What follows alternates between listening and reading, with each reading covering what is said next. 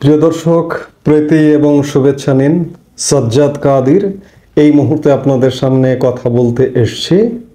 খালেদা জিয়াকে কী চিঠি লিখলেন পাকিস্তানের প্রধানমন্ত্রী শেহবাজ শরীফ, এই প্রসঙ্গটা নিয়ে কথা বলবো। জানা যাচ্ছে যে রোববার বিএনপি চেয়ারপারসন বেগম খালেদা জিয়াকে একটি চিঠি লিখেছেন পাকিস্তানের প্রধানমন্ত্রী শেহবাজ শরীফ। বিএনপি চেয়ারপারসন খালেদা জিয়াকে শুভেচ্ছা জানিয়ে চিঠি দিয়েছেন পাকিস্তানের প্রধানমন্ত্রী শেহবাজ শরীফ। খালেদা জিয়ার সুস্থতা কামনা করেছেন তিনি। রোববার গণমাধ্যমকে এ তথ্য জানান বিএনপির মিডিয়া সেলের সদস্য শায়রুল কবির খান। এদিন বিকালে পাকিস্তান দূতাবাস থেকে বিএনপি চেয়ারপারসনের কার্যালয়ে চিঠিটি পাঠানো হয়েছে বলে জানান শায়রুল। চিঠিতে খালেদা জিয়ার উদ্দেশ্যে 31শে জানুয়ারি শেহবাজ শরীফ লিখেছেন, আমি আপনার স্বাস্থ্য সমস্যা সম্পর্কে জানতে পেরে উদ্বিগ্ন। সুস্থতা কামনা করে তিনি লিখেছেন, আমি আপনার সুস্বাস্থ্য ও মঙ্গল কামনা করি। সর্বশক্তিমান আল্লাহ আপনাকে অসুস্থতা থেকে রক্ষা করুন এবং সুস্বাস্থ্য দান করুন। পাকিস্তান বিএনপি চেয়ারপারসন তার পরিবার এবং দলের সমর্থকদের সঙ্গে আছে বলেও আশ্বস্ত করেন শেহবাজ। চিঠিতে খালেদা জিয়ার রাজনৈতিক ও বর্ণাঢ্য জীবনের উল্লেখ করে পাকিস্তানের প্রধানমন্ত্রী আরও লিখেছেন, আপনি বাংলাদেশের রাজনৈতিক দৃশ্যে একটি বিশাল ব্যক্তিত্ব। জনসেবার প্রতি আপনার অবিচল প্রতিশ্রুতি অনেকের জন্য অনুপ্রেরণা হয়ে রয়েছে। পাকিস্তানের প্রধানমন্ত্রী শাহবাজ শরীফ বাংলাদেশের সাবেক প্রধানমন্ত্রী বিএনপি চেয়ারপারসন বেগম খালেদা জিয়ার উদ্দেশ্যে চিঠি পাঠিয়েছেন। ভালো কথা। কূটনৈতিকভাবে বিএনপিকে পাকিস্তান চায়, অন্য কেউ চাক বা না চাক, পাকিস্তান তো চাইছে। বিএনপি অন্য কারোর সাথে সম্পর্ক উন্নয়নও চাইছে না। বিএনপি অনেকটা লেস কাটা জামাতের সাথে সুর মিলায় কথা বলতে চাইছে। বিএনপির কি একবারও মনে হয় না যে ভারতের সাথে সম্পর্ক উন্নয়ন দরকার? আগামীতে যদি তারা দেশ শাসন করে বা শাসন ক্ষমতায় আসে, ভারতের সাথে সুসম্পর্ক ছাড়া দেশ যে শাসন করা খানিকটা কঠিন, সেটি কি তারা বোঝে না? কারণ ভারত তো শুধু ভারত নয়, ভারত মানে আমাদের এই অঞ্চলের মোড়ল, দক্ষিণ পূর্ব এশিয়ার মোড়ল, এশিয়ার মোড়ল। ভারতের প্রভাবে প্রভাতবাদীন বাকি বিশ্ব। সেই জায়গায় ভারতের সাথে একটা সুসম্পর্ক রাখতে হয়। জামাত ভারতের কাছে পাত্তা পায় না বা চান্স পায় না বা চান্স পাবে না কখনো। এই যে আওয়ামী লীগ সরকার পতনের পর জামাতের আমির শফিকুর রহমান বলেছিলেন যে প্রতিবেশীদের সাথে সম্পর্ক অস্বীকার করা যায় না, আমরাও ভারতের সাথে সুসম্পর্ক চাই। সেই জবাবে ভারতের পররাষ্ট্র মন্ত্রণালয়ের মুখপাত্র রণধীর জয়সওয়ালকে তাৎক্ষণিক সেই সময়টিতে সাংবাদিকরা প্রশ্ন করেছিলেন, কিন্তু রণধীর জয়সওয়াল জামাতের সাথে সম্পর্কের ব্যাপারে প্রশ্ন এড়িয়ে যান। অর্থাৎ জামাতকে পাত্তা দেবে না ভারত, এটি এক প্রকার নিশ্চিত। এই জন্য স্বাভাবিকভাবেই জামাত ভারত বিরোধিতা করবে। কিন্তু বিএনপি একটি মধ্যপন্থার রাজনৈতিক দল, সেই জায়গায় বিএনপির সুযোগ ছিল কিনা যে ভারতের সাথে সুসম্পর্ক উন্নয়ন করার? কিন্তু সেই কোনো লক্ষণ নেই।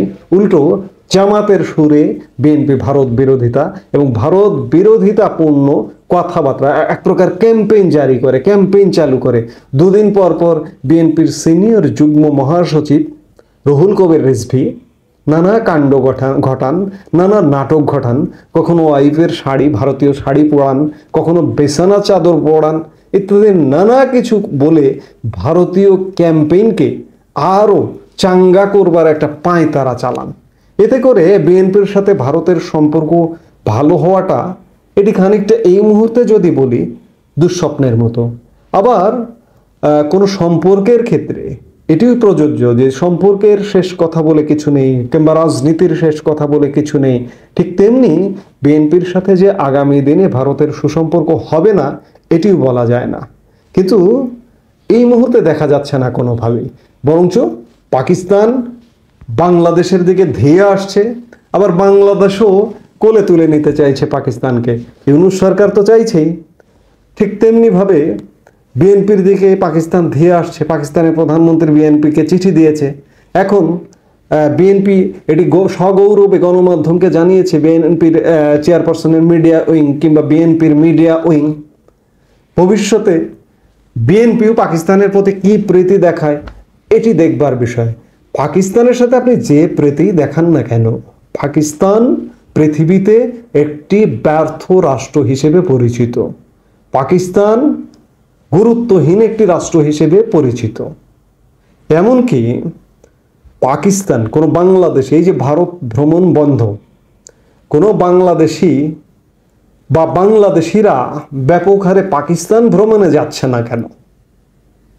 বাংলাদেশের মানুষ, যে লোকটা কঠোর ভারত বিরোধী, সে মানুষটাও কিন্তু জানে যে পাকিস্তানের ভিসা পাসপোর্টে লাগলে বাকি বিশ্ব ভ্রমণে কিন্তু সমস্যা আছে। কিংবা ভারত টুরিস্ট ভিসা কিংবা যে ভিসাই হোক না কেন, মেডিকেল ভিসাও যদি হয় চালু করে, বা মেডিকেল ভিসা নিতে গেলেও ওই পাসপোর্টে যদি পাকিস্তানি ভিসা থাকে তাহলে কিন্তু বিপদের কারণ ঘটতে পারে। এজন্য পাকিস্তান যাতায়াতও কিন্তু নেই। কাজেই পাকিস্তানের সাথে সম্পর্ক নয়, আমাদের যারা লিডার, যারা ভালো, তাদের সাথে সম্পর্ক নির্মাণ করতে হবে। সেক্ষেত্রে বিএনপিকেও বলবো, বিএনপি সবকিছু অন্যের প্ররোচনায় প্ররোচিত না হয়ে বরঞ্চ ভারতের সাথে সম্পর্ক উন্নয়নে কাজ করবে, সেটি বিএনপির জন্য মঙ্গল হবে। কারণ জামাত আর বিএনপি এখনো মানুষ একভাবে দেখে না, কিন্তু বিএনপিকে মধ্যপন্থার দল হিসেবেই দেখে। এবং বিএনপিতে প্রচুর মুক্তিযোদ্ধা আছে, এবং সেই জায়গায় বিএনপিকে দায়িত্বশীল জায়গায় মানুষ দেখতে চায়। এবং বিএনপি একটা সুষ্ঠু স্বাভাবিক, ভারতের সাথে আমার সম্পর্ক নেই, এটি একটা অসুস্থ পররাষ্ট্রনীতি।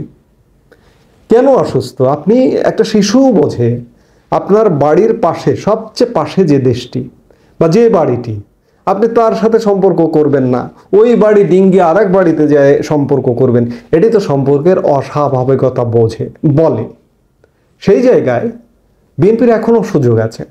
বিএনপি ভারতের সাথে সম্পর্ক উন্নয়নের চেষ্টা করবে, এতে করে বিএনপিরই মঙ্গল হবে। এই মুহূর্তে এ পর্যন্তই। সবাই ভালো থাকুন, সুস্থ থাকুন। আমাদের ভিডিওগুলো নিয়মিত পেতে সাবস্ক্রাইব করুন Sajjad Kadir and the legends YouTube channel এবং লাইক, কমেন্ট, শেয়ার করে সাথে থাকুন।